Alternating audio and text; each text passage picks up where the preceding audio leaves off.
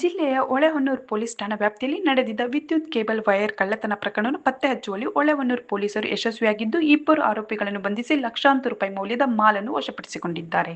ಶಿವಮೊಗ್ಗ ತಾಲೂಕಿನ ಭದ್ರಾಪುರ ಗ್ರಾಮದ ನಿವಾಸಿ ವಾಗೀಶ್ ಎಂಬುವರ ಜಮೀನಿನಲ್ಲಿ ಜುಲೈ 25ರಂದು ಸುಮಾರು 1,10,00,000 ಮೌಲ್ಯದ ವಿದ್ಯುತ್ ಕೇಬಲ್ ವೈರ್ ಕಳುವಾಗಿತ್ತು. ಈ ಕುರಿತು ಅವರು ಆದೇಶ ನೀಡಿದ ದೂರಿನನ್ವಯ ಹೊಳೆಹೊನ್ನೂರು ಪೊಲೀಸ್ ಠಾಣೆಯಲ್ಲಿ ಪ್ರಕರಣ ದಾಖಲಾಗಿತ್ತು. ಹೊಳೆಹೊನ್ನೂರು ಇನ್ಸ್ಪೆಕ್ಟರ್ ಶಿವಪ್ರಸಾದ್ ಎಂ ನೇತೃತ್ವದಲ್ಲಿ ಪಿಎಸ್ಐ ಶಾಂತಲಾ, ಸಿಬ್ಬಂದಿಗಳಾದ ಅಣ್ಣಪ್ಪ, ಪ್ರಸನ್ನ, ಪ್ರಕಾಶ್ ನಾಯಕ್, ಮಂಜುನಾಥ್ ಹಾಗೂ ಜಿಲ್ಲಾ ತಾಂತ್ರಿಕ ಸಿಬ್ಬಂದಿಗಳಾದ ಗುರುರಾಜ್ ಮತ್ತು ಇಂದ್ರೇಶ್ ಅವರನ್ನೊಳಗೊಂಡ ತಂಡವು ಕಾರ್ಯಾಚರಣೆಗಿಳಿದಿತ್ತು. ಖಚಿತ ಮಾಹಿತಿ ಆಧಾರದ ಮೇಲೆ ದಾಳಿ ನಡೆಸಿದ ಪೊಲೀಸರು ಇಬ್ಬರು ಆರೋಪಿಗಳನ್ನು ಬಂಧಿಸಿದ್ದಾರೆ.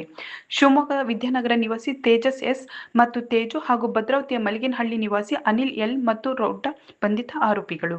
ಬಂಧಿತ ಆರೋಪಿಗಳಿಂದ ಕಳುವಾಗಿದ್ದ 1,10,00,000 ಮೌಲ್ಯದ 110 ಮೀಟರ್ ವಿದ್ಯುತ್ ಕೇಬಲ್ ವೈರ್ ಹಾಗೂ ಕೃತ್ಯಕ್ಕೆ ಬಳಸಿದ ಮೋಟಾರ್ ಬೈಕ್ ಅನ್ನು ಪೊಲೀಸರು ವಶಪಡಿಸಿಕೊಂಡಿದ್ದಾರೆ. ಜಪ್ತಿ ಮಾಡಿದ ಒಟ್ಟು ಮಾಲಿನ ಮೌಲ್ಯ 1,30,30,000 ಎಂದು ಅಂದಾಜಿಸಲಾಗಿದೆ.